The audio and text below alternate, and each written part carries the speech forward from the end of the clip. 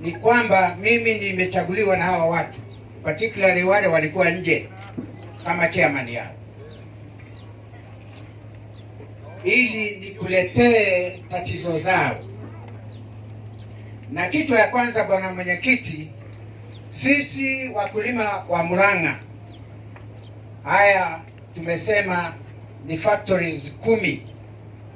Wakati KTDA ilileta kwako 3 petitions, moja ya management, KTDA management services, ingine ikiwa ya KTDA management, KTDA staff employees, na KTDA power generating company.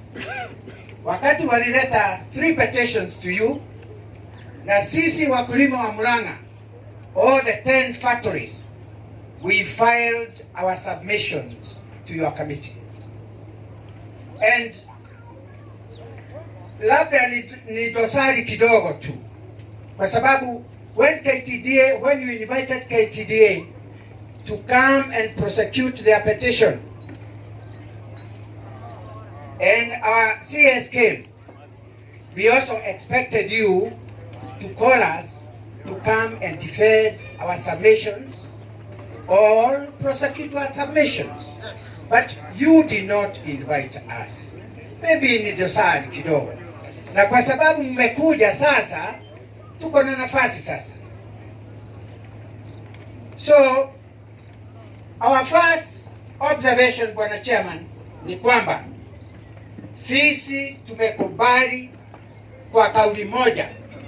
We have approved all the regulations we are talking about. We are 100%, we have 100% approval of the Munyas regulation. We have approved. Na kama vile mmeeleza, I don't have to repeat again, Bwana Madam Harris, mama wetu wa county, sorry I didn't mention you. It's an omission I'm sorry about.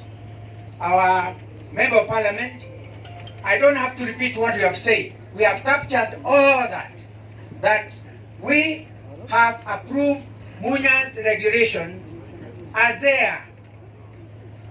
are. We know there is a small dosari kidogo, particularly with directors watatu. Lakini Munya alichukua maoni ya wakulima. We know it may not be practical. A practical number maybe have been 5 directors. But if it is not possible, we are happy with the 3 directors. Having said that we have approved the regulations, I want to say something else. Before you, Bwana Chairman, there is this T-bill number 36 of 2018. There is something that we would want to say. When T-Board of Kenya was dismantled or was taken by AFA, it had a lot of assets. And all the assets prior to 2012 had been acquired through what we call tea manufacturing cess.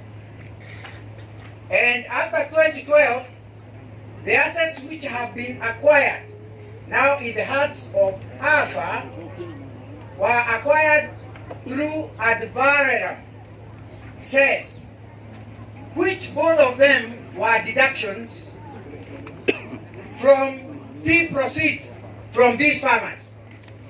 We are saying, as you wind up with that bill, we would want all those assets which are associated with the old Tea Board of Kenya and advarem after 2012, all the assets in the hands of AFA which are associated with tea should be transferred to the new proposed Tea Board of Kenya. Because if we don't do that, then we shall overburden the same farmers to acquire assets for the new regulatory authority. And that will be a big burden to us. So we are requesting you to provide that transition of the assets to the new Tea Board of Kenya.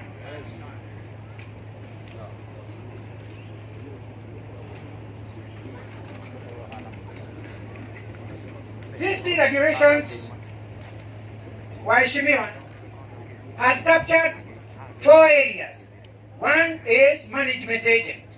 That has been liberalized, and that is what we have been fighting for, so that KTDA should not take monopoly. They should compete. And if these regulations are implemented, that aspect of monopoly is not there. Welcome. And we are happy with that. We are also, you have said the deductions of management fee, and that management fee, Waheshimiwa, that has been the undoing of all our factories by KTDA. KTDA took over all the powers of the directors and took power of the shareholders through the management agreement document. We are saying that document should be very carefully drafted, because I realize what our directors did is to transfer even our power. We managed what we contracted with KTDA is management, and in corporate governance, we have management and we have governance. Governance is in the hands of the shareholders and their directors. But through that document, our directors delegated what should not have been delegated. I am happy that during the introduction, we realized you are all lawyers. I want to say this. In law, we have a dictum which states that delegators non-protest delegare.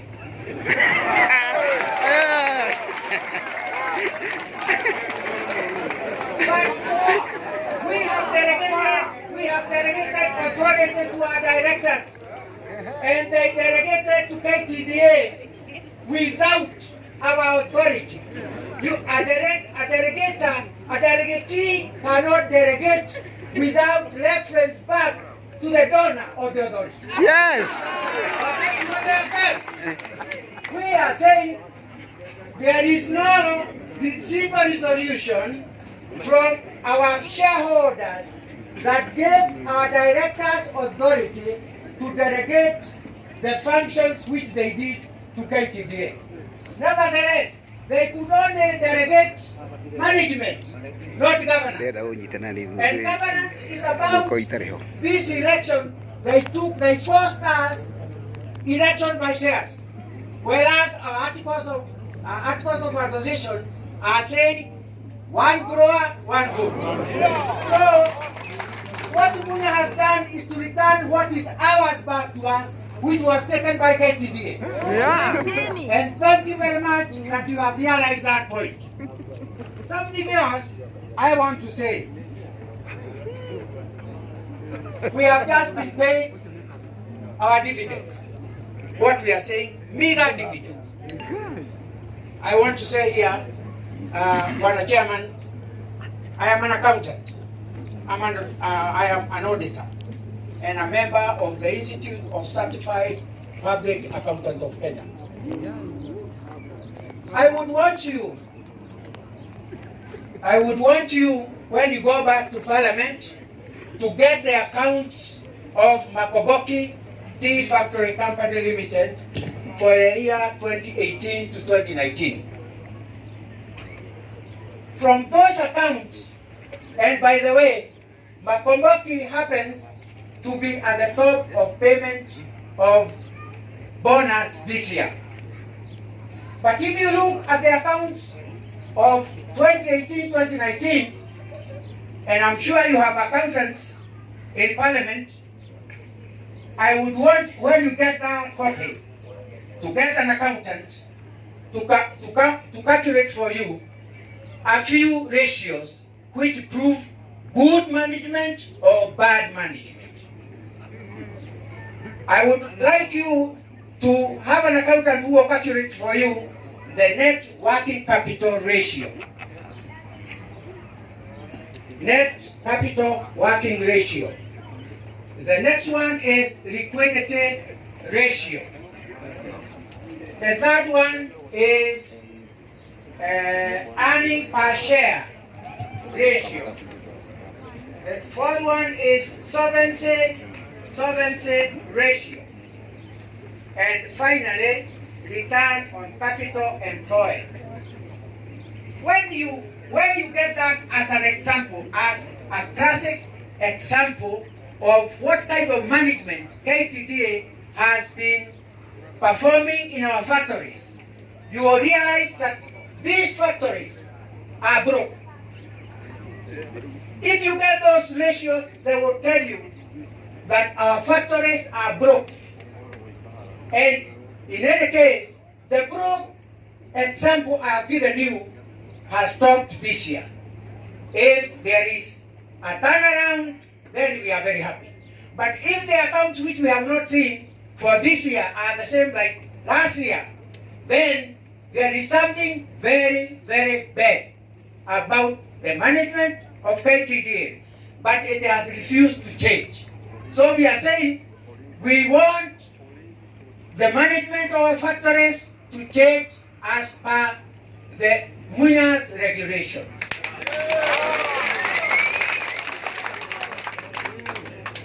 I want to read here, Mr. Chairman, I want to conclude now and say that I have the mandate of these people and the mandate and the farmers from Yeri. I have the mandate to say what I'm about to say here. That we want to put KTDA on notice. It has filed a number of cases in the courts. They have been given ex parte orders, which are terribly annoying. These orders are meant to delay the implementation of the regulations, which to us is the panacea of our tea problems. For 2 decades now, KTDA has subjected us to abject poverty. We have been to courts. There is no way you can beat KTDA in courts. They have been given questionable ex parte orders from the courts. I am one of the farmers who wrote to DCI Inoti for KTDA officials to be investigated. They have gone to court and have come with orders not to be investigated. We want to say this. Law was made for man, and not man for the law. We are the children of our mouth. We have no obligation to obey bad orders.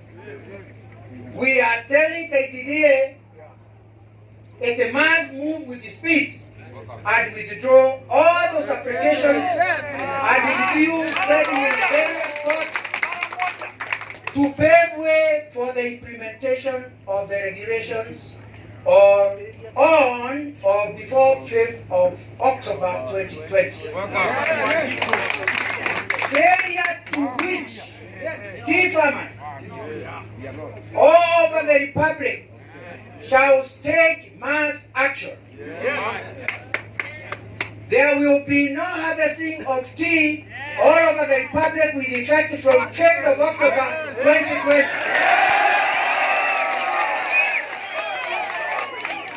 Further, we shall remove all KTDA seconded officers from our factories. Additionally, from farmers will move from all corners of this republic and converge at KTDA headquarters.